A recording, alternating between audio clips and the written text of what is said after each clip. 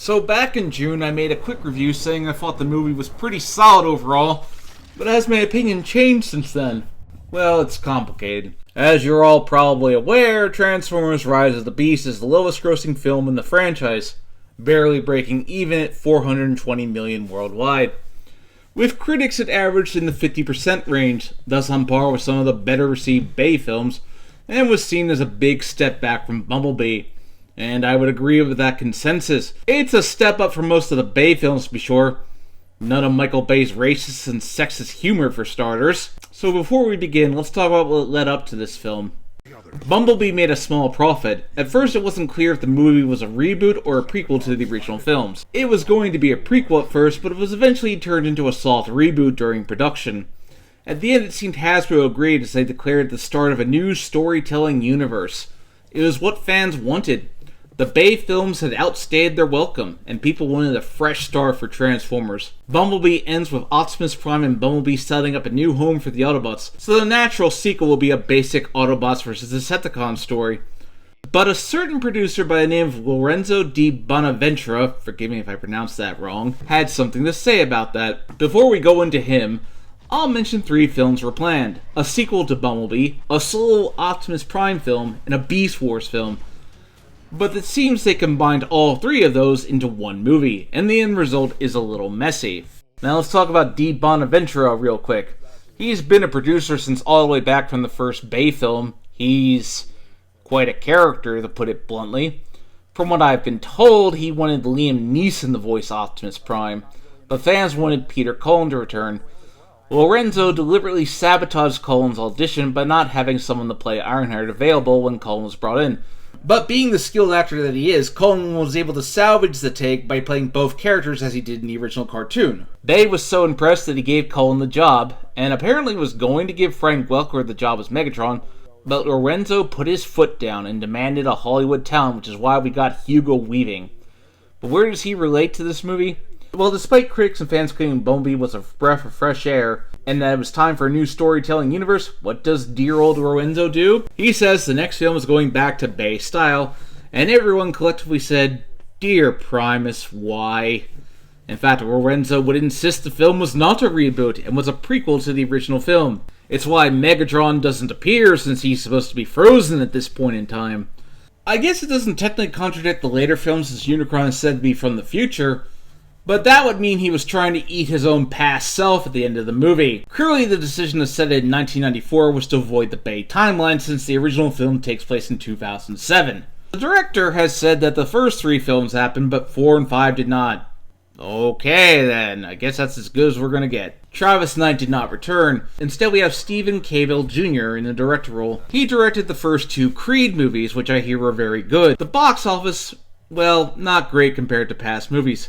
But foreign markets don't take the US movies as well these days, and a lot of US film companies are really upset that they've lost China. But Hasbro seems to regard the film as enough of a success, and its budget was inflated by COVID. But the movie didn't make as much as Paramount would have liked, and at the time, I don't know what the future of these movies is going forward. There is that Transformers animated film coming out next, and I guess the future hinges on that movie's success. So like I said, Rise of the Beast is basically 3 movies combined into one.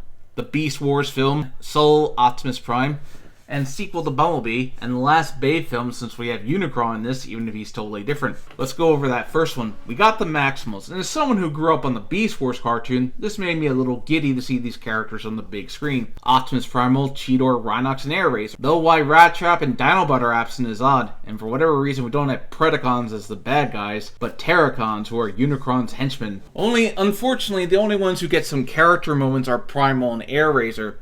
Cheetor and Rhinox barely talk. This is a personal thing as well, but I really wish it was Gary Chalk as Primal. To be fair, Ron Perlman is doing a much better job here than he did in those awful Prime Trilogy cartoons, but still, I would have liked Chalk. Speaking of the Maximals, they are mentioned to be from the future, which was the case in the cartoon, but they're very vague about it here. So they have the key that Unicron needs to escape their galaxy and continue to devour worlds. So we're back to the MacGuffin that the bad guys need, which these movies tend to really overdo. The Maximals are much bigger than they were in the cartoon, which makes them very big animals, but I guess that's to make them on the same size as the Autobots, since in the Beast Wars cartoon, they were downsized considerably. So overall, I think the Maximals are fine in this movie, and we'll come back to Primal in a bit. Let's talk about Unicron in this movie. I find the idea of using Unicron an odd choice at this stage, since he's basically a threat on the scale of Darkseid or Thanos. He's your endgame, not someone you do in the first movie of a trilogy. It's hard to top who is basically the Transformers equivalent of Satan. This movie ignores the Last Night by making Unicron his own planet rather than Earth itself, which is for the better. Making Unicron Earth limits everything the character can do. He's a lot more threatening when he's out in the universe eating planets. There's no way to get him out of Earth without destroying the planet, and I don't think anybody would do something that risky. I do find a lot of his appearances to be blood-curdling, and the opening did send a chill down my spine when I saw it in the theater. His voice is decent, I suppose. I always considered Unicron a hard character to get right voice-wise. Infamously, Orson Welles put no effort into playing him in the 1986 movie because he was at death's door, and that's always been hard to replicate. But to be perfectly honest, they made some weird changes to how he works. For starters, in this movie, he actually needs to consume planets as fuel, which puts him in line with Galactus, when usually Unicron doesn't destroy things because he needs the fuel, but because he finds existence utterly loathsome and is offended at the idea that anything other than him can even exist. One other thing that's a little odd is that he needs the transport key to escape the galaxy he's in, when that's never been a problem with the character. He can send his minions to any point in space and time, notably doing so in the Marvel Comics, where he sends some minions to pluck Galvatron from an alternate future. So we have our human leads, Noah and Elena, who are fine, but nothing memorable. Noah has a noble goal, and then he wants his brother to be taken care of. I do wish they had brought Charlie back from the last film and kept Haley Steinfeld, considering how well received her character was.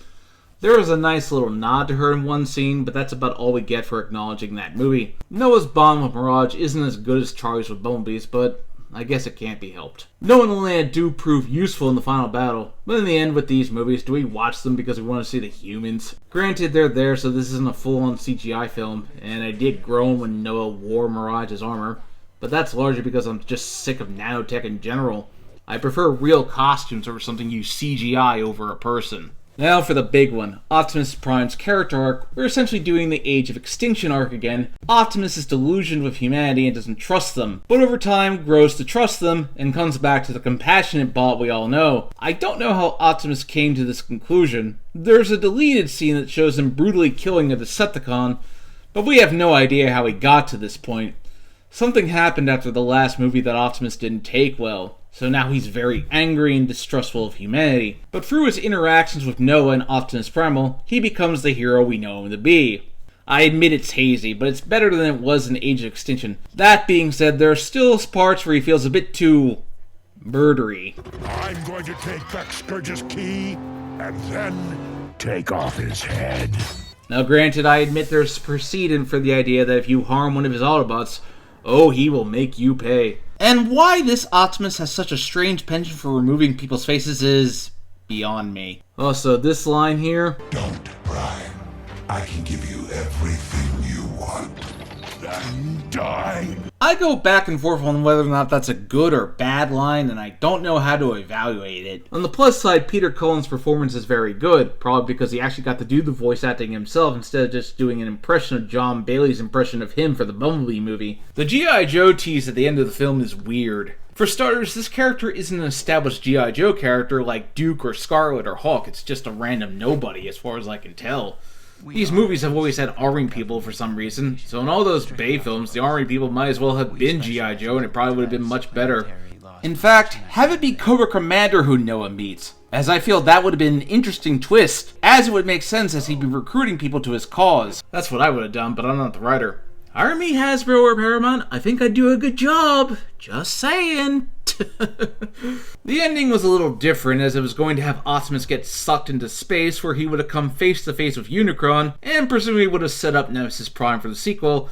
And it's for the best this was cut, as we already did Nemesis Prime badly, and there's no need to repeat it here. So what went right with Rise of the Beast? A more consistent tone, a better attempt at character development.